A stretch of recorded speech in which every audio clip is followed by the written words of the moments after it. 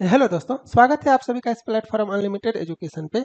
मेरा नाम है अभिजीत कुमार और मैं बात कर रहा हूँ आपका आरआरबी एएलपी सीबीटी 2 एग्जाम के बारे में। इसमें हम लोग बात कर रहे हैं आपका basic science and engineering drawing.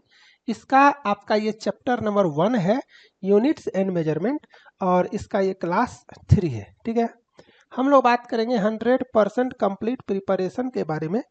आप जितने भी बच्चे अगर क्लास 3 फर्स्ट टाइम देख रहे हो तो इससे पहले आपको एक वीडियो देखना है इंट्रोडक्शन सिलेबस एंड स्ट्रेटजी का।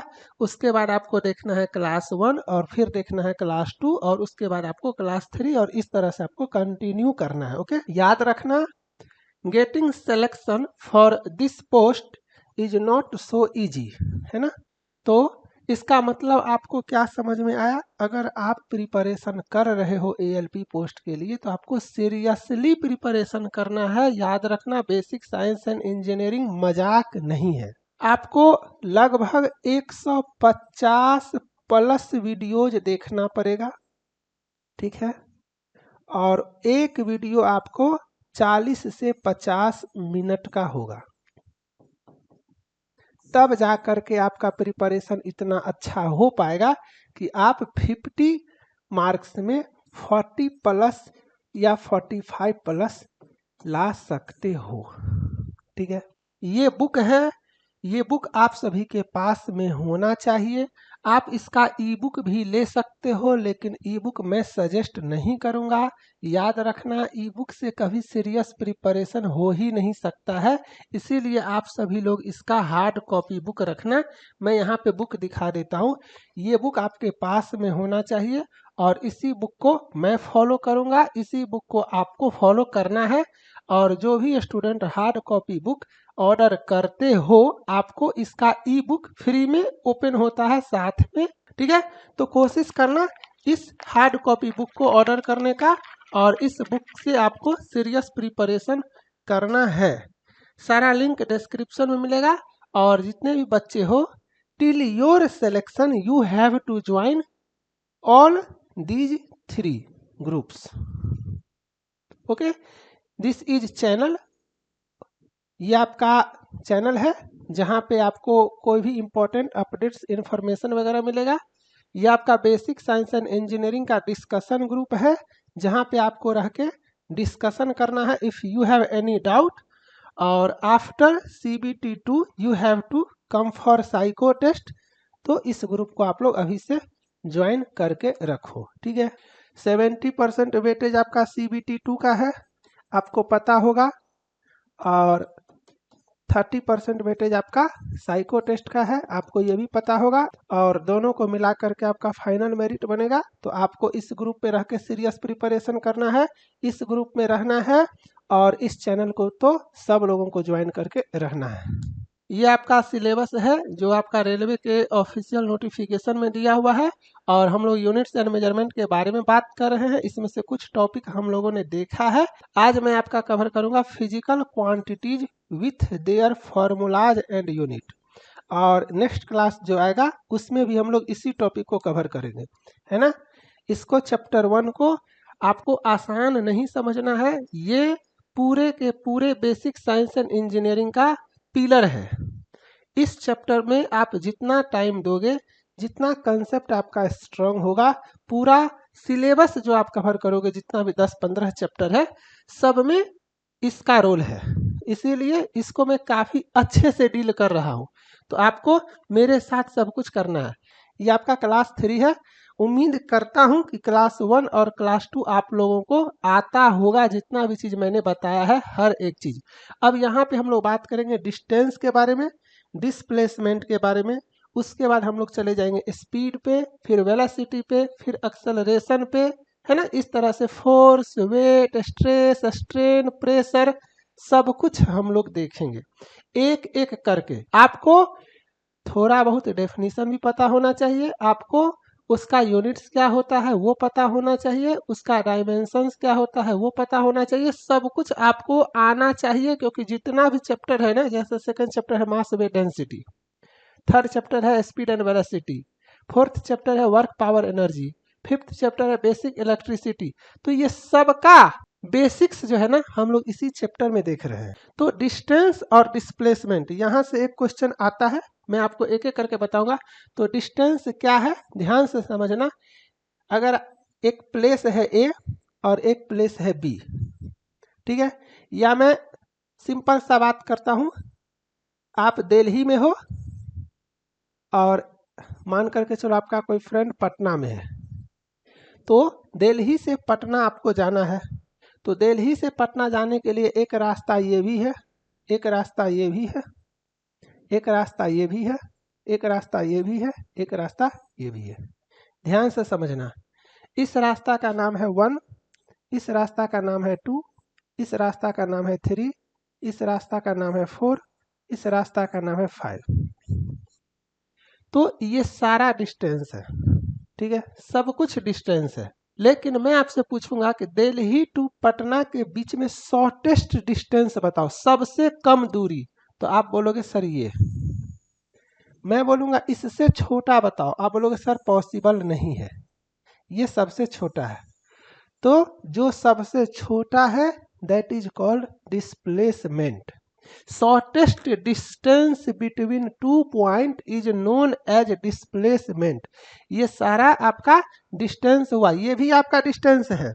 Distance equal to displacement possible है, ये सारा आपका डिस्टेंस है, बट इसमें डिस्प्लेसमेंट सिर्फ और सिर्फ आपका ये है, ठीक है। तो ये आपको पता चला, डिस्प्लेसमेंट हमेशा शॉर्टेस्ट पाथ होता है और डिस्टेंस कुछ भी हो सकता है। तो ये आपको पता चला। अब डिस्टेंस को, चूंकि ये लेंथ है ना, तो इसको हम लोग मेजर करते हैं मीटर से, ठीक है। तो ये आपको समझ में आया। इसी तरह से डिस्प्लेसमेंट का बात करेंगे तो इसको भी हम लोग मेजर करेंगे मीटर से।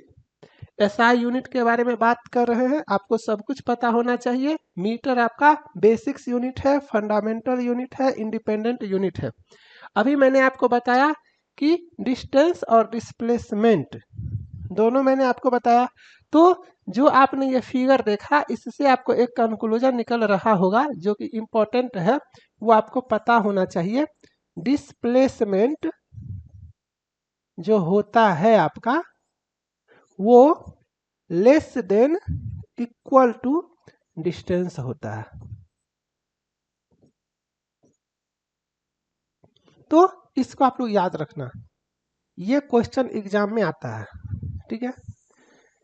डिस्प्लेसमेंट जो है वो डिस्टेंस से कम होता है या इक्वल हो सकता है, कभी वो डिस्टेंस से ग्रेटर नहीं होगा। जब ये शॉर्टेस्ट होगा, जब ये डिस्टेंस सबसे छोटा होगा, शॉर्टेस्ट होगा, तो वो डिस्प्लेसमेंट हो जाएगा। उस केस में डिस्प्लेसमेंट इक्वल टू डिस्टेंस हो जाएगा। क्लियर। तो यहां से आपको सिर्फ इतना ही याद रखना है। अब हम लोग डिस्टेंस का यूज करेंगे और डिस्प्लेसमेंट का यूज करेंगे स्पीड एंड वेलोसिटी के डेफिनेशन में। तो जहां भी आपका स्पीड आएगा वहां पे हम लोग यूज करेंगे डिस्टेंस का, इसको याद रखना। और जहां भी वेलोसिटी आएगा तो यूज करेंगे हम लोग डिस्प्लेसमेंट का। अब एक छोटा सा क्वेश्चन मैं आपसे पूछता हूं कि डिस्टेंस में डायरेक्शन होता है या नहीं, और आपका डिस्प्लेसमेंट में डायरेक्शन होता है या नहीं। तो आप बोलोगे सर डिस्टेंस में डायरेक्शन नहीं होता है, डिस्टेंस में डायरेक्शन नहीं होता है। मैं ऐसे भी जा सकता था, मैं ऐसे भी जा सकता था, मैं ऐसे करके ऐसे करके ऐसे करके भी जा सकता था। डिस्टेंस में डायरेक्शन नहीं होता है, बट डिस्प्लेसमेंट में डायरेक्शन होता है। मैं आपको बोलूंगा दिल्ली टू पटना के बीच में शॉर्टेस्ट डिस्टेंस बताओ, तो in each and every time you will take this path, है ना। मैं जब भी आपको बोलूंगा आप हमेशा इसी रास्ता से जाओगे, क्योंकि ये शॉर्टेस्ट पाथ है। It means that displacement have directions. तो ये आपको पता चला। तो इस कहानी से आपको क्या शिक्षा मिलता है, इस कहानी से आप ये सीखें कि डिस्प्लेसमेंट में मेरा डायरेक्शन होता है और डिस्टेंस में मेरा डायरेक्शन नहीं होता है। तो जहां भी मैं इसका यूज करूंगा या इससे रिलेटेड किसी भी चीज़ का यूज करूँगा तो वहाँ पे डायरेक्शन होगा। जैसे कि डिस्प्लेसमेंट का यूज करूँगा मैं वेलोसिटी के डेफिनेशन में, तो अगर डिस्प्लेसमेंट में डायरेक्शन है तो वेलोसिटी में भी डायरेक्शन होगा, यह आपको पता होना चाहिए। और वेलोसिटी का यूज करूँगा मैं आपका एक्सेलरेशन के डेफिनेशन में। तो अगर डिस्प्लेसमेंट में डायरेक्शन था, वेलोसिटी में डायरेक्शन है, तो एक्सेलरेशन में भी डायरेक्शन होगा। तो ये आपको धीरे धीरे आगे पता चलेगा। डिस्टेंस में डायरेक्शन नहीं था तो स्पीड में आपका डायरेक्शन नहीं होगा। ठीक है, ये आपको पता चला। चलो एक एक करके देखते हैं। स्पीड, अभी आपको मैंने बताया स्पीड के केस में हम लोग यूज करेंगे डिस्टेंस का। अब आप लोग मैथ्स पढ़ते होंगे या फिजिक्स में ही जानते होंगे कि स्पीड इक्वल टू क्या होता है, डिस्टेंस बाय टाइम। ये फॉर्मूला भी आपको पता होना चाहिए। इस पे मैथ का भी क्वेश्चन बनेगा और आपका इस चैप्टर का भी क्वेश्चन बनेगा। और इसी में चैप्टर 3 है स्पीड एंड वेलोसिटी, तो वहां पे भी इसके हेल्प से हम लोग बहुत सारा क्वेश्चन बनाएंगे। चलो, तो स्पीड में आपका डायरेक्शन नहीं होगा और स्केलर और वेक्टर आप लोग जानते होंगे। स्केलर का मतलब होता है जिसमें डायरेक्शन नहीं होता है और वेक्टर का मतलब होता है जिसमें डायरेक्शन होता है। तो यहाँ पे हम लोग एक चीज और कह सकते हैं कि स्पीड जो है वो आपका स्केलर है। ठीक है, ये क्वेश्चन आपका डायरेक्ट आता है एग्जाम में। और ये स्केलर क्यों है ये आपको पता चला। स्पीड आपका स्केलर क्वांटिटी है और स्केलर का मतलब हुआ डोंट हैव डायरेक्शन। ठीक है, मैग्नीट्यूड है, कोई तो वैल्यू होगा ना दिल्ली से पटना के बीच के डिस्टेंस का, तो मैग्नीट्यूड है लेकिन डायरेक्शन नहीं है। तो इतना चीज आपको यहाँ से पता चला कि speed equal to distance by time होता है। डिस्टेंस में डायरेक्शन नहीं होता है, इसीलिए स्पीड में डायरेक्शन नहीं होगा। और डायरेक्शन नहीं है इसीलिए स्केलर क्वांटिटी है। स्केलर क्वांटिटी किसको कहते हैं, जिसमें डायरेक्शन नहीं होता है। तो वेक्टर क्वांटिटी किसको कहते हैं, तो आप बोलोगे जिसमें डायरेक्शन होता है। ठीक है, देखो मैग्नीट्यूड दोनों में है, वैल्यू जो है वो आपका दोनों में है, लेकिन डायरेक्शन के वजह से इसका डेफिनेशन चेंज हो जाता है। डायरेक्शन है तो आपका वेक्टर, डायरेक्शन नहीं है तो आपका स्केलर। तो यहाँ पे आपका क्या हुआ, डायरेक्शन है। जैसे जैसे बता रहा हूँ वैसे वैसे आपको सब कुछ नोट डाउन करना है। ये कभी मत समझना कि ये सब आसान है सर, आता होगा। मैंने पिछले क्लास में बोला था जिसे लगता है कि सब कुछ आता है एग्जाम में वही मार खा के आते हैं। तो ओवर कॉन्फिडेंट तो कभी होना ही नहीं है।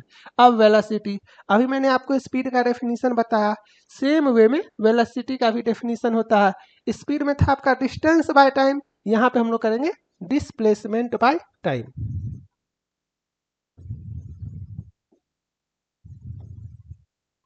Displacement by time. अभी मैंने आपको बताया कि डिस्प्लेसमेंट में क्या होता है, डायरेक्शन होता है ना। तो वेलोसिटी में क्या होगा, डायरेक्शन आपका होगा, डायरेक्शन होगा। और डायरेक्शन है क्योंकि इसमें भी डायरेक्शन है, और डायरेक्शन है इसीलिए ये आपका वेक्टर क्वांटिटी होगा। ठीक है, ये आपको समझ में आया। और इसका यूनिट आपका डिस्प्लेसमेंट भी एक तरह का डिस्टेंस ही है, तो इसका यूनिट होगा आपका मीटर पर सेकेंड। हर एक चीज अच्छे से देखो क्योंकि जब डायमेंशंस बताएंगे तो उस टाइम में मैं थोड़ा जल्दी जल्दी करूंगा, तो इतना नहीं समझाऊंगा। तो ये आपको पता होना चाहिए, फिर हम लोग जल्दी जल्दी डायमेंशन देखेंगे। तो फिलहाल बेसिक्स देख रहे हैं। तो आपने स्पीड देखा, वेलोसिटी देखा। अब हम लोग एक्सेलरेशन का बात करते हैं। तो एक्सेलरेशन क्या होता है आप लोग पढ़े होंगे। हम लोग सिंपल सा लिखते हैं वेलोसिटी बाय टाइम। इसका रियल फॉर्मूला क्या होता है या डेफिनेशन क्या होता है, change in velocity by time taken, ठीक है, या चेंज इन टाइम, ये रियल होता है ना। इसी में एवरेज वेलोसिटी, इंस्टेंटेनियस वेलोसिटी, ये सब भी आता है। तो हम लोग इतना नहीं देखेंगे, हम लोग बस अभी फिलहाल वेलोसिटी और टाइम दिखाना चाह रहा हूँ आपको, तो इसीलिए मैंने लिखा वेलोसिटी बाय टाइम। अब वेलोसिटी क्या है? वेक्टर है। वेलोसिटी किससे आया? डिस्प्लेसमेंट से, डिस्प्लेसमेंट वेक्टर, वेलोसिटी वेक्टर, और इसीलिए एक्सेलरेशन भी आपका वेक्टर, ठीक है। तो इसका मतलब क्या हुआ? इसमें डायरेक्शन है, ठीक है। अब वेलोसिटी क्या होता है? Displacement by time, displacement by time,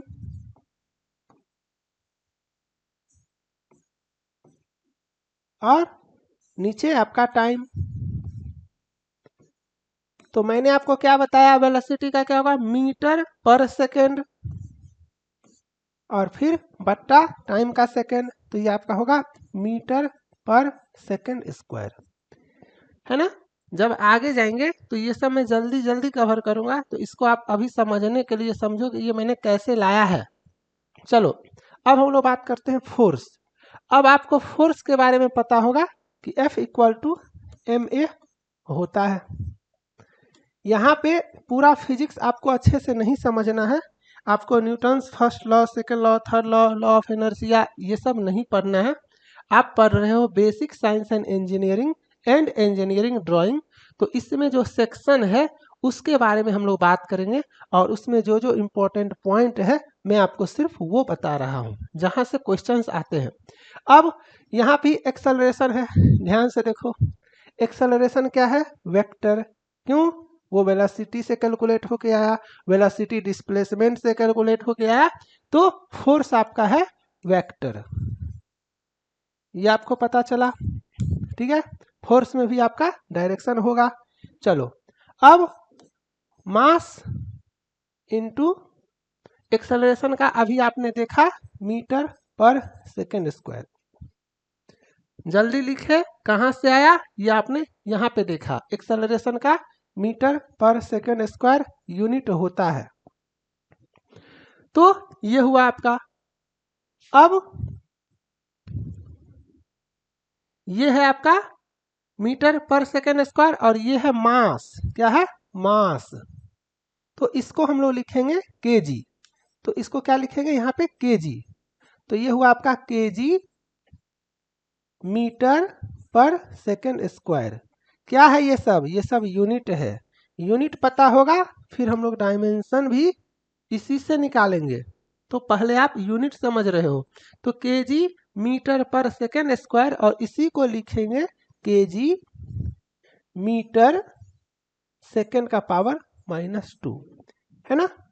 सब कुछ आपको समझना है। अब इसको बोलते हैं हम लोग न्यूटन। ध्यान से समझना, इसको बोलते हैं न्यूटन। और ये है आपका एसआई यूनिट। क्या है? SI unit. तो जब एसआई यूनिट ये है, तो ये क्या है? बोलो। मैंने आपको बताया था सिस्टम ऑफ यूनिट्स में, ये है आपका एमकेएस यूनिट। क्यों? लेंथ को यहाँ पे मीटर लिए हैं, है ना। आपका मास को यहाँ पे केजी लिए हैं, और टाइम को यहाँ पे सेकंड लिए हैं। तो ये है आपका एमकेएस यूनिट। एमकेएस यूनिट ये है, और एसआई यूनिट ये है।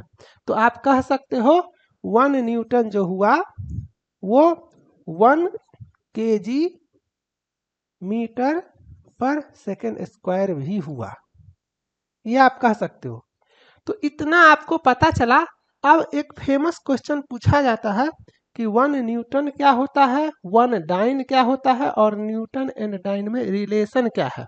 तो अभी आपने देखा कि 1 newton equal to 1 kg metre पर सेकेंड स्क्वायर होता है। अब थोड़ा सा इसको सॉल्व करते हैं। क्या करते हैं? सॉल्व। तो 1 एसआई यूनिट है, सीजीएस यूनिट में क्या करते हैं बताओ? मास को लिखते हैं ग्राम, टाइम को लिखते हैं सेकेंड और लेंथ को लिखते हैं सेंटीमीटर। तो इसमें हम लोग इसको चेंज कर रहे हैं, तो केजी को लिखेंगे 1000 ग्राम, ठीक है। लेंथ है आपका मीटर, इसको लिखेंगे 100 सेंटीमीटर। और सेकेंड आपका सारे यूनिट एमकेएस हो एफपीएस हो सब में सेकेंड ही होता है, तो सेकेंड स्क्वायर। तो ये हुआ आपका 10 टू दी पावर 5, 3 जीरो और 2 zero, 10 to the power 5 gram centimetre पर सेकेंड स्क्वायर। तो ये है आपका सीजीएस यूनिट। सीजीएस यूनिट मैंने क्यों बोला, इस वजह से बोला, ठीक है। तो इसको हम लोग बोलेंगे डाइन। क्या बोलते हैं, डाइन। मतलब सीजीएस यूनिट में फोर्स को डाइन में मेजर करते हैं। तो ये हुआ आपका 10 टू दी पावर 5 डाइन, ये हुआ आपका 1 न्यूटन। तो इसको आपको याद रखना है, ये सुपर इंपॉर्टेंट क्वेश्चन है, आपके एग्जाम में डायरेक्ट आता है। कैसे आया वो मैंने आपको समझाया, इसका यूज करेंगे पूरा का पूरा बुक में, पूरा का पूरा बेसिक साइंस एंड इंजीनियरिंग के सिलेबस कवरेज में, ठीक है। तो ये आपको पता चला। तो आपने देखा फोर्स का unit SI unit, CGS unit और न्यूटन एंड डाइन में रिलेशन। अब उसी तरह से एक आपका टर्म है वेट। अब वेट स्केलर क्वांटिटी है या वेक्टर क्वांटिटी है, आप लोग में से काफी बच्चे नहीं जानते होंगे, है ना। तो इसको याद रखने के लिए सिंपल सा लॉजिक बताता हूं। वेट और फोर्स दोनों आपका वेक्टर क्वांटिटी है, ठीक है, ये आपको पता चला। अब आपको आता होगा कि वेट इक्वल टू mg होता है, आप लोग बचपन से पढ़ते आए हो। तो g ये है आपका मास, और g क्या है, g है आपका एक्सेलरेशन ड्यू टू ग्रेविटी। अब एक बात बताओ, इसका डायरेक्शन है कि नहीं, तो आप बोलोगे सर है, इसका डायरेक्शन है। इसको पकड़ने का बहुत सारा तरीका है। पहली बात कि यहाँ पे नाम ही है acceleration due to gravity. Acceleration अभी मैंने आपको समझाया, एक्सेलरेशन में डायरेक्शन होता है, तो आप कह सकते हो एक्सेलरेशन ड्यू टू ग्रेविटी में भी डायरेक्शन होता है। कोई भी चीज नीचे गिराओगे तो वो अर्थ के सेंटर के तरफ ही आएगा, तो डायरेक्शन होता है, ठीक है। तो ये आपको पता चला। तो वेट भी आपका वेक्टर क्वांटिटी है, इसको याद रखना। वेट का फॉर्मूला mg होता है, इसको याद रखना। और यहाँ पे भी इसका यूनिट क्या होगा, आपका kg, चूंकि ये भी एक तरह का एक्सेलरेशन ही है, तो मीटर पर सेकेंड स्क्वायर, ठीक है। ये आपको समझ में आया। यहां से एक कॉमन क्वेश्चन निकल के आता है, इसको भी आपको याद रखना है। 1 kgf, 1 kgf equal to 9.81 newton. इसको आपको एकदम से याद रखना है, काफी सुपर इंपॉर्टेंट है। एग्जाम में क्वेश्चन डायरेक्ट यहां से आते हैं। आप बोलोगे सर ये कैसे आया, तो g का वैल्यू कितना होता है, 9.81 है ना, मीटर पर सेकेंड स्क्वायर। ये वैल्यू आप लोग जानते होंगे। मास को हम लोग कर देंगे 1 kg। तो यहां से बोल सकते हैं कि 1 kg पे इस ग्रेविटी की वजह से जो फोर्स लगता है उसको हम लोग 1 kg फोर्स बोलेंगे। 1 kg पे इस ग्रेविटी की वजह से जो फोर्स लगता है 1 kg मास पे, उसको हम लोग 1 kgf बोलेंगे, और उसका वैल्यू होगा 9.81। ये कहाँ से आया, ये यहाँ से आया, न्यूटन। फोर्स का एसआई यूनिट न्यूटन होता है, इसीलिए वेट का एसआई यूनिट भी न्यूटन ही होगा। इसको आपको याद रखना है। क्लियर। इसके बाद हम लोग थोड़ा सा बात करते हैं प्रेशर के बारे में और स्ट्रेस के बारे में। What is the basic difference between pressure and stress? दोनों एक तरह का प्रेशर ही है। प्रेशर इक्वल टू होता है फोर्स बाय एरिया और स्ट्रेस इक्वल टू भी होता है फोर्स बाय एरिया। तो डिफरेंस क्या है? ये फॉर्मूला आपको पता होना चाहिए। प्रॉब्लम सॉल्व जब करोगे तो ये फॉर्मूला काम आएगा। अब एक चीज समझो, जैसे ये एक सिलेंड्रिकल ब्लॉक है और ये आप हो, है ना, आप एक फोर्स लगा रहे हो इस पे, तो आपने जो फोर्स लगाया दैट इज कॉल्ड प्रेशर। अब इसका भी तो कुछ रिजिडनेस होगा ना, ऐसा तो नहीं है कि आप फोर्स लगाओगे तो ये कोलैप्स कर जाएगा। इसमें जब तक पावर है, सपोज करो ये एक हॉलो सिलेंडर है, इसमें जब तक पावर है तब तक ये कोलैप्स नहीं करेगा, लेकिन इससे ज्यादा आप और ज्यादा फोर्स लगाओगे तो ये कोलैप्स करेगा। तो ये अपने आप को रेसिस्ट कर रहा है कोलैप्स होने से, that is internal resistive force ये जनरेट कर रहा है। तो ये जो इंटरनल रेसिस्टिव फोर्स जनरेट कर रहा है that force per unit area is known as stress. तो यहाँ पे इसका डेफिनेशन में आप ये बोल सकते हो कि internal resistive force divided by पर यूनिट एरिया बोलो या एरिया बोलो, ठीक है। अब ये टर्म से आपको कंफ्यूज नहीं करना है, आपको बस ये समझना है कि ये भी तो फोर्स ही है ना। तो आपका क्या होगा, फोर्स अभी मैंने बताया न्यूटन, फोर्स का एसआई यूनिट क्या होता है न्यूटन, और एरिया का मीटर स्क्वायर। अब मैंने क्लास 1 में आपको एरिया समझाया हुआ है, वॉल्यूम समझाया हुआ है, वहां से काम आ रहा है, ठीक है। उसी तरह से प्रेशर में भी आपका न्यूटन पर मीटर स्क्वायर। तो इसको याद रखना, जब डायमेंशंस का बात करेंगे तो ये सब काम आएगा। अभी फिलहाल आपको यहाँ पे डेफिनेशन समझना है और इसका यूनिट समझना है और थोड़ा बहुत कंसेप्ट समझना है। तो आपने देखा प्रेशर और स्ट्रेस में डिफरेंस। एक होता है स्ट्रेन। अब स्ट्रेन क्या होता है, फिर से एक एग्जांपल देते हैं, है ना, या आप एक स्प्रिंग का एग्जांपल ले लो, या आप एक ट्यूब का एग्जांपल ले लो, साइकिल का जो ट्यूब होता है उसी का एग्जांपल ले लो। तो आप क्या करते हो, आप इसको अपनी तरफ खींचते हो। तो पहले ये था ट्यूब, अब आपका ट्यूब जो है वो इस तरह का हो गया, है ना, ऐसे करके पतला सा ट्यूब हो गया, है ना, ऐसे करके पतला सा ट्यूब हो गया वो।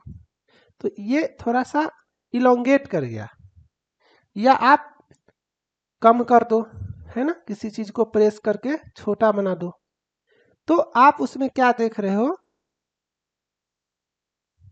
कि ये जो इलोंगेट हुआ या आपका छोटा हुआ, कंप्रेस किया, तो इसके लेंथ में जो इंक्रीज हुआ या डिक्रीज हुआ, इसके लेंथ में जो इंक्रीमेंट हुआ या डिक्रीमेंट हुआ, तो उसका वैल्यू और डिवाइडेड बाय ओरिजिनल लेंथ का वैल्यू से हम लोगों का स्ट्रेन का डेफिनेशन निकलता है। तो इसको शॉर्टकट में आप कह सकते हो change in length divided by original length, ठीक है, ओरिजिनल लेंथ। तो अभी आपने इस डायग्राम को देखा, सपोज करो ये ओरिजिनल में आपका L था, इसका लेंथ L था, और ये आपका है डेल L। तो चेंज इन लेंथ कितना है आपका, सपोज करो इसको ऐसे भी कर सकते हो, ये L1 है ये L2 है, तो L2 माइनस L1 करेंगे तो डेल L निकलेगा, ऐसे भी आप कर सकते हो। ये लेंथ L है या L1 है, अब आपका ये लेंथ L2 हो गया, तो डेल L कितना होगा, तो डेल L होगा आपका L2 माइनस L1। तो डेफिनेशन कहता है चेंज इन लेंथ, तो चेंज इन लेंथ कितना है del L divided by original length कितना है L1। या इसी को लिख सकते हो L2 minus L1 divided by L1। तो फिर से वही बात, चेंज इन लेंथ है या ओरिजिनल लेंथ है तो लेंथ ही ना। तो लेंथ का यूनिट क्या होता है, मीटर होता है, और ओरिजिनल लेंथ है लेकिन है तो लेंथ, इसका भी मीटर होता है। तो ये आपका कैंसल होता है, तो ये होता है आपका यूनिट लेस। क्या होता है, यूनिट लेस। तो ये क्वेश्चन भी एग्जाम में आता है कि इसमें से कौन सा फिजिकल क्वांटिटी यूनिट लेस है। तो आप आंसर करोगे स्ट्रेन। ठीक है, स्ट्रेन क्या है, यूनिट लेस है, यूनिट लेस है। तो ये आपको पता चला, इसको इंपॉर्टेंट करके राइट डाउन कर लेना। अब लीनियर मोमेंटम का बात करते हैं। लीनियर मोमेंटम आप लोग पढ़े होंगे, P equal to M V. ठीक है, फॉर्मूला याद रखना जरूरी है, इसी के हेल्प से न्यूमेरिकल भी बनाएंगे, इसी के हेल्प से यूनिट भी निकालेंगे और इसी के हेल्प से डायमेंशंस भी निकालेंगे। तो यहाँ पे m क्या है, मास है, और ये v क्या है, वेलोसिटी है, और ये कितना होता है, मीटर पर सेकेंड। सब कुछ नहीं बताएंगे, धीरे धीरे जैसे जैसे आगे बढ़ेंगे जो मैंने आपको पीछे बता दिया है उसको फास्ट करेंगे। तो आपको मेरे साथ चलना है। और पेड कोर्स जो है उसमें आप सभी को रहना है। बुक का पीडीएफ भी, इम्पोर्टेंट एमसीक्यूज भी, प्रीवियस ईयर पेपर डिस्कशन भी, कंप्लीट चैप्टर वाइज थ्योरी भी, टेस्ट सीरीज भी, सब कुछ सिंगल प्लेटफॉर्म पे, मोबाइल में दो, लैपटॉप पे दो, दोनों जगह दो, लेकिन आपको सीरियसली प्रिपरेशन करना है एनी हाउ। ठीक है, चलो डेंसिटी के बारे में बात करते हैं। आप लोग इसका पढ़े होगे, मास बाय वॉल्यूम, ये आप लोग पढ़े होगे। तो मास का क्या होगा, मास का क्या होगा केजी, और वॉल्यूम मैंने वॉल्यूम क्लास 1 में बताया हुआ मीटर क्यू। क्या होगा, मीटर क्यू। तो आपका हो गया केजी, और ये भी आप लोग लिखना सीखो। ठीक है, क्योंकि एग्जाम में जो डेटा आएगा आपका ऑप्शन में वो इस तरह से भी आ सकता है। तो ये आपको पता होना चाहिए कि ये ऊपर गया तो माइनस में हो गया। ठीक है, ये आपको पता चला। अब डेंसिटी का डेफिनेशन क्या होता है, डेंसिटी के बारे में काफी डिटेल्स में देखेंगे चैप्टर नंबर 2 में, मास वेट एंड डेंसिटी में। अभी फिलहाल मैं आपको जस्ट यूनिट बता रहा हूं। सरफेस टेंशन, सरफेस टेंशन का डेफिनेशन होता है force per unit length, per unit length. ठीक है, छोटा छोटा डेफिनेशन आपको पता होना चाहिए। तो आप इसको लिखोगे फोर्स बट्टे लेंथ। अब फोर्स का क्या होगा, न्यूटन, और लेंथ का क्या होगा, मीटर। तो इसका क्या होगा, न्यूटन पर मीटर। इसको याद रखना, सरफेस टेंशन न्यूटन पर मीटर। एक होता है आपका MOI। कभी कभी आपको MOI मिलेगा तो आपको समझना चाहिए या समझ में आना चाहिए कि MOI का फुल फॉर्म होता है मोमेंट ऑफ इनर्शिया, और मोमेंट ऑफ इनर्शिया जो होता है वो होता है mr²। क्या होता है, mr², और ये m है आपका kg, r जो होता है वो होता है आपका रेडियस ऑफ जायरेशन। ठीक है, तो अपने लोगों को मोमेंट ऑफ इनर्शिया पढ़ना नहीं है, अपने लोगों को मोमेंट ऑफ इनर्शिया का सिर्फ यूनिट जानना है। तो ये बेसिकली आपको पता चला कि रेडियस है, और रेडियस का यूनिट क्या होता है, ये एक तरह का लेंथ है तो मीटर होगा। तो यहाँ पे आपका मीटर स्क्वायर। ठीक है, ये आपको पता चला। सब कुछ आपको मैंने अपने बुक में भी दिया हुआ है, एक टेबल बना करके, जहाँ पे फिजिकल क्वांटिटी है एक कॉलम में, दूसरे कॉलम में आपका फॉर्मूला है, तीसरे कॉलम में आपका यूनिट है, चौथे कॉलम में आपका डायमेंशन है। तो जितने भी बच्चे हो, आपके पास अगर ई बुक या बुक है तो उस बुक में जितना भी दिया हुआ है आप सब याद कर लेना। पढ़ा करके तो मैं समझा ही देता हूँ, लेकिन ये जो मैंने आपको दिया हुआ है ये आप सभी को पता होना चाहिए। ठीक है, एक कॉलम है फिजिकल क्वांटिटी, दूसरा है फॉर्मूला, तीसरा है डायमेंशनल फॉर्मूला, चौथा है आपका SI यूनिट, और इसमें अच्छा खासा आपका दिया हुआ है। तो ये पूरा आपको पता होना चाहिए। ठीक है, इसको एकदम से रट्टा मार लेना आप जितने भी बच्चे हो। चलो, मोमेंट ऑफ इनर्शिया आपका हो गया। इसके बाद बात करते हैं हम लोग एंगुलर स्पीड एंगुलर वेलोसिटी और एंगुलर एक्सेलरेशन के बारे में। अब यहाँ से भी एक कॉमन क्वेश्चन निकल के आता है कि ये सब वेक्टर है या स्केलर, तो आप बोलोगे सर वेक्टर। मैं आपको जैसे पहचानने का टेक्निक बता रहा हूँ ना, आपको सिर्फ उतना ही जानना है। ये इस वर्ड से आप मत समझो कि ये वर्ड क्या है। एक सेकंड के लिए मैंने आपको बताया ना वेलोसिटी के बारे में, एक्सेलरेशन के बारे में, तो वेलोसिटी वेक्टर है तो एंगुलर वेलोसिटी भी आपका वेक्टर हुआ। एक्सेलरेशन आपका वेक्टर है मैंने बताया, तो एंगुलर एक्सेलरेशन भी आपका वेक्टर हुआ। ठीक है, पता होना चाहिए। ओके, स्पीड आपका स्केलर है तो एंगुलर स्पीड भी आपका स्केलर हुआ। तो कंफ्यूज मत करना, ये नहीं कि सर आपने तो वेलोसिटी का बताया था एंगुलर वेलोसिटी का नहीं बताया था, तो इसको आपको डिटेक्ट करना है, आपको कॉमन सेंस लगाना है, आपको पकड़ना है।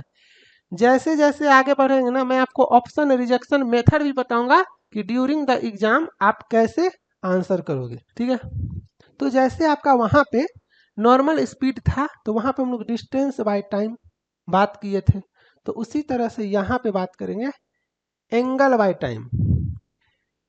सिंपल ऐसे याद रखो, थीटा बाय टी।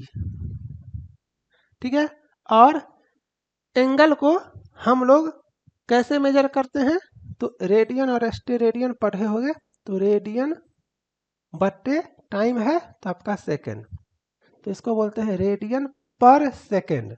तो ये आपको पता चला। और स्पीड हो या वेलोसिटी हो, दोनों में आपका थीटा बाय टी ही होगा और रेडियन आपका पर सेकेंड ही होगा। Only difference is that what, speed में आपका डायरेक्शन नहीं होगा और वेलोसिटी में आपका डायरेक्शन होगा। तो ये आपको पता चला। और फिर से उसी तरह से जब एक्सेलरेशन आया तो वेलोसिटी बाय टाइम था ना, तो उसी तरह से एंगुलर वेलोसिटी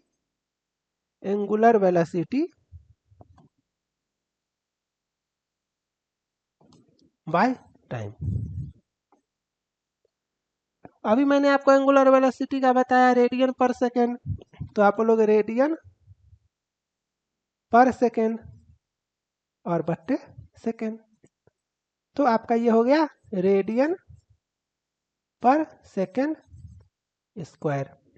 ठीक है, तो जैसे एंगुलर एक्सेलरेशन को डिफाइन किए एंगुलर वेलोसिटी बाय टाइम, उसी तरह से एंगुलर वेलोसिटी को भी डिफाइन करेंगे एंगुलर डिस्प्लेसमेंट बाय टाइम। सिर्फ इस वर्ड को आप लगा देना। ठीक है, वेलोसिटी क्या था, डिस्प्लेसमेंट बाय टाइम, तो एंगुलर वेलोसिटी क्या होगा, angular displacement by time. Angular displacement by time. ठीक है, तो ये आपको पता चला। और एंगुलर स्पीड उसमें डिस्टेंस बाय टाइम था, तो इसमें आप कह सकते हो नॉर्मली रोटेशन बाय टाइम या एंगुलर डिस्प्लेसमेंट बाय टाइम या angular distance by time. Basically angular displacement भी एक डिस्प्लेसमेंट एक तरह का डिस्टेंस ही है ना, मैंने आपको स्टार्टिंग में बताया था। एक क्वेश्चन और है, सारा डिस्प्लेसमेंट डिस्टेंस हो सकता है लेकिन सारा डिस्टेंस डिस्प्लेसमेंट नहीं हो सकता है। एक बार आप इसको रिकॉल करो जो मैंने बोला, कोई कंफ्यूजन नहीं होना चाहिए। ठीक है, और एक है आपका इम्पल्स, फिर है मोमेंट ऑफ फोर्स, फिर है टॉर्क, फिर है फ्रीक्वेंसी। ऐसे करके एक क्लास में और लूंगा। तो इम्पल्स क्या होता है, आप जमीन पे एक फाइट मारो कस के, या एक गुब्बारा लो उसको मारो, या किसी एक पंच आप वॉल पे मारो, तो फोर्स इनटू टाइम होता है। Basically small fraction of time होता है। एक कम समय के लिए, स्मॉल फ्रैक्शन ऑफ टाइम के लिए जो फोर्स आप लगाते हो दैट इज कॉल्ड इम्पल्स। तो इसको आप ऐसे याद रखोगे, फोर्स इनटू टाइम। फिर से वही बात, छोटा टाइम हो बड़ा टाइम हो स्मॉल फ्रैक्शन ऑफ टाइम हो, है तो टाइम ही ना, तो फोर्स इनटू टाइम। फोर्स का क्या होता है, न्यूटन, और टाइम का क्या होता है, सेकेंड, तो न्यूटन सेकेंड। ठीक है, ये आपको पता चला। उसी तरह से मोमेंट ऑफ फोर्स और टॉर्क, इस दोनों में हल्का सा डिफरेंस है। लेकिन आपको यहाँ पे फिजिक्स पे कमांड नहीं करना है। एक छोटा सा एग्जांपल देता हूँ। जैसे ये एक मान करके चलो मेरा एक रिमोट है या एक दरवाजा है या ये बुक है, ये बुक है, इसको आप दरवाजा समझो ऐसे, ठीक है। अब आप यहाँ से फोर्स लगाओगे तो आपको आसान लगेगा और ये रोटेट करेगा। यहाँ से लगाओगे थोड़ा सा टफ लगेगा, ज़्यादा फोर्स लगेगा और ये रोटेट करेगा।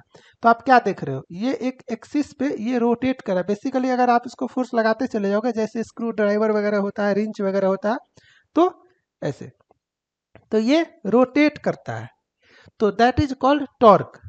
और अगर मैं मोमेंट ऑफ फोर्स के बारे में बात करता हूँ, जैसे ये है और सपोज करो ये आपका यहाँ से ऐसे है, ये इस पे है, हाथ पे है, ठीक है, यहाँ पे जैसे झूला वगैरह पार्क में होता है, और आप यहाँ से फोर्स लगाते हो, ये डाउन जाता है, आप यहाँ से लगाते हो, ये डाउन जाता है, तो ये एक सेंटर ऑफ एक्सिस के अबाउट में ऐसे रोटेट कर रहा है, ठीक है। जैसे आप बेंडिंग मोमेंट वगैरह पढ़ते होगे तो वो है आपका मोमेंट ऑफ फोर्स। तो टॉर्क का जो डेफिनेशन होता है वो आप कह सकते हो एक तरह से फोर्स इनटू रेडियस होता है, फोर्स इनटू रेडियस होता है। मैंने आपको अभी बताया जब आप इसको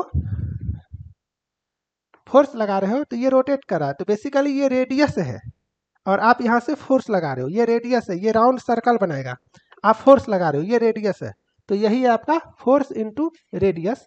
और radius a kind of distance हुआ तो आपका न्यूटन मीटर, ठीक है। ये आपको समझ में आया। उसी तरह से मोमेंट ऑफ फोर्स का भी सेम चीज है, लेकिन बस डेफिनेशन में थोड़ा सा चेंज है, force into perpendicular distance, distance, ठीक है, ओके। फिर से वही बात, रेडियस भी एक तरह का डिस्टेंस है और परपेंडिकुलर डिस्टेंस भी एक तरह का डिस्टेंस है, तो यहाँ भी आपका न्यूटन मीटर, ठीक है। तो ये दोनों मैंने एक साथ इसीलिए लिया ताकि आपको कंफ्यूजन ना हो, और दोनों का यूनिट सेम होता है। जब इसका डायमेंशन देखेंगे तब वहां पे बात करेंगे। फ्रीक्वेंसी, अब आप लोग इसको पढ़े होंगे, ये साइकिल पर सेकेंड होता है। साइकिल क्या है, ये एक तरह का रोटेशन है, नंबर ऑफ काउंट आप कह सकते हो। जैसे पेंडुलम है और वो कितना बार रोटेट किया, जैसे ये घड़ी का पेंडुलम है ना, ये आपका रोटेट कर रहा है ऐसे ऐसे, तो ये एक तरह का काउंटिंग है, नंबर ऑफ टाइम ये रोटेशन आप काउंट कर रहे हो, तो ये काउंटिंग का तो कोई यूनिट होता नहीं है, तो दैट इज कॉल्ड साइकिल पर सेकेंड। तो इसका यूनिट नहीं होता है साइकिल का, ठीक है। और ये सेकेंड होता है, साइकिल पर सेकेंड, तो आपका सेकेंड, तो इसी को हम लोग बोलते हैं पर सेकेंड। क्या बोलते हैं, पर सेकेंड, या इसी को बोलते हैं 1/, या इसी को बोलते हैं सेकेंड टू द पावर -1, या इसी को कभी कभी बोलते हैं टाइम इनवर्स, है ना। और इसी को बोलते हैं साइकिल पर सेकेंड को ही दूसरा नाम है हर्ट्ज। क्या है, हर्ट्ज। और ये क्या है, एसआई यूनिट। क्या है, SI unit, SI unit of frequency, frequency. तो ये आपको पता चला। तो आप क्या समझे, 1, इसको शॉर्टकट में लिखते हैं HZ, ओके। तो 1 हर्ट्ज या 1 HZ इक्वल टू क्या, सेकेंड इनवर्स, या टाइम का इनवर्स कह सकते हो, है ना, या 1/t कह सकते हो, या साइकिल पर सेकेंड कह सकते हो। सब कुछ आपका सेम ही है, तो इसको भी आपको याद रखना है। अब यहाँ पे जो मैंने आपको थोड़ा सा एंगुलर स्पीड, एंगुलर वेलोसिटी और एंगुलर एक्सेलरेशन के बारे में बताया, तो यहाँ से एक फेमस क्वेश्चन बनता है v इक्वल टू ω/r। इसको याद रखना, इस पे डायरेक्ट क्वेश्चन आपके एग्जाम में आता है। ये v क्या है, ये है आपका लीनियर वेलोसिटी, ठीक है। ओमेगा क्या है? ओमेगा है आपका एंगुलर वेलोसिटी, और ये आर क्या है? रेडियस। ठीक है, जैसे ये सर्कल है और जैसे ये सेंटर है आपका, जैसे ये आपका सेंटर है और सपोज करो ये सब है कुछ भी, और कुछ रोटेट कर रहा है या जा रहा है, तो हर एक पॉइंट पे इसका वेलोसिटी होगा, है ना। तो यहाँ से ये जा रहा है और ये रोटेट भी कर रहा है, तो हर एक पॉइंट पे इसका लीनियर वेलोसिटी भी होगा, टेंजेंशियल वेलोसिटी जिसको बोलते हो, that is called linear velocity. तो वो है आपका v और ये है आपका r। तो यहाँ से एंगुलर वेलोसिटी निकालना होता है, तो हम लोग इस फॉर्मूला के हेल्प से निकालेंगे। तो ये है आपका लीनियर वेलोसिटी, ये है आपका एंगुलर वेलोसिटी और ये है आपका रेडियस। अभी मैंने फिजिकल क्वांटिटीज के बारे में आपको बताया है, इसके यूनिट के बारे में बताया है। एक क्लास और आएगा आपका जो हम लोग इसी टॉपिक पे बात करेंगे, क्योंकि इसमें बहुत सारा क्वांटिटी है और काफ़ी इम्पोर्टेंट अभी आपका बचा हुआ है, तो उसको देखेंगे। और जब आपका ये अच्छे से कवर हो जाएगा ना, तो तुरंत हम लोग इस पे ख़त्म कर देंगे, तुरंत। ये अगर आपको आता होगा तो ये आप तुरंत निकालोगे। फिर एक क्लास में हम लोग इंस्ट्रूमेंट एंड यूजेज के बारे में देखेंगे, कुछ क्वेश्चंस मैं आपको साथ में करवाऊंगा, है ना। फिर एक क्लास में हम लोग ये तीनों देखेंगे या चारों देखेंगे, और 140 प्लस MCQs जो मैंने आपको इस बुक में भी दिया हुआ है, 140 MCQs। तो इसको आप लोग अपना बना करके देखना, सब आपको आता है या नहीं आता है। ड्यूरिंग द प्रिपरेशन आपका टारगेट होना चाहिए 135 प्लस क्वेश्चन या 130 क्वेश्चन आपसे बन जाना चाहिए, है ना। अगर कोई क्वेश्चन आपसे नहीं बनता है तो जो डिस्क्रिप्शन में मैंने टेलीग्राम ग्रुप दिया है वहाँ पे डिस्कस करो। जब मैं इसको डिस्कस करूँगा तो याद रखना, सिर्फ क्वेश्चन का आंसर नहीं देखना है, कंसेप्ट भी सीखना है ना। मैं अभी भी बोलता हूँ, सिलेक्शन वही बच्चे ले पाते हैं जिनका कंसेप्ट अच्छा होता है, बाकी सब भीड़ है। 15 गुना में आना है, फिर 8 गुना में आना है, फिर आपका 70% वेटेज लेना है यहाँ से, फिर साइको भी क्वालिफाई करना है, फिर वहाँ से 30% वेटेज भी लेना है। तो फाइनल सिलेक्शन लेना मुश्किल है, आसान नहीं है। तो कंसेप्चुअल स्टडी करो, सीरियस स्टडी करो, जोक मत समझना इसको कि कहीं से टॉप 50 क्वेश्चंस कर लिए, कहीं से टॉप 100 क्वेश्चंस कर लिए, ऐसा नहीं होता है। बेसिक साइंस एंड इंजीनियरिंग काफ़ी टफ है, लेकिन जैसे मैं बता रहा हूँ आपको पता भी नहीं चलेगा और आपका सिलेबस खत्म हो जाएगा। मतलब आप पढ़ोगे ना तो आप फील करोगे, आप इंजॉय करोगे। और जैसे मैं बताता हूँ ना, मेरा लेक्चर जब खत्म होगा तो आपको सब कुछ आता रहेगा। मतलब जो बच्चा ये लेक्चर देखा होगा ना, बिना रिवीजन के अगर उससे कोई क्वेश्चन पूछे जो आज के क्लास में बताओ सर ये बताए थे, तुमको आता है कि नहीं, बता दोगे आप। अगर आप सीरियसली देखे होगे तो आप बता दोगे, है ना। मतलब आपको याद हो चुका होगा सब कुछ। तो आज के क्लास में मैंने आपको डिस्टेंस के बारे में, डिस्प्लेसमेंट के बारे में, डिस्टेंस एंड डिस्प्लेसमेंट में क्या बेसिक डिफरेंस है उसके बारे में बताया। फिर डिस्टेंस के हेल्प से स्पीड, डिस्प्लेसमेंट के हेल्प से वेलोसिटी, एक्सेलरेशन देखे, फिर फोर्स देखे, फिर आपका वेट देखे। ये आपको याद रखना है, 1 newton equal to 10⁵ dyne. Weight में आपका 1 kgf याद रखना इक्वल टू 9.81 न्यूटन होता है। कहाँ से आया, कैसे आया, मैंने आपको बताया। प्रेशर और स्ट्रेस में बेसिक डिफरेंस क्या होता है, इम्पोर्टेंट है ना, इम्पोर्टेंट है, तो आपको ये पता होना चाहिए। स्ट्रेन क्या होता है, कैसे कैलकुलेट करते हैं, ये यूनिट लेस होता है। Linear momentum, density, surface tension, moment of inertia, angular speed, velocity और acceleration. Angular speed, angular velocity, angular acceleration. इसके बाद हम लोगों ने देखा दोनों के बीच का relation v equal to omega R, इसको याद रखना, ठीक है। उसके बाद हम लोग इम्पल्स के बारे में देखे, फार्मूला याद रखना है, फार्मूला याद रहेगा तो यूनिट भी आपको याद रहेगा। और लास्ट में फ्रीक्वेंसी के बारे में देखे। तो उम्मीद करता हूँ आपको ये क्लास अच्छा लगा होगा और अगर अच्छा लगा है तो वीडियो को लाइक ज़रूर कर देना, और चैनल पे आपको रहना है तब तक के लिए जब तक आपका सिलेक्शन नहीं होता है, तो सब्सक्राइब कर लेना। After your selection you can leave this channel, okay. लेकिन तब तक के लिए आपको सीरियस चैनल को फॉलो करना है। तब तक आप लोग अच्छे से रहो, मन से एग्जाम का तैयारी करो। मिलते हैं नेक्स्ट लेक्चर में। Bye, thank you.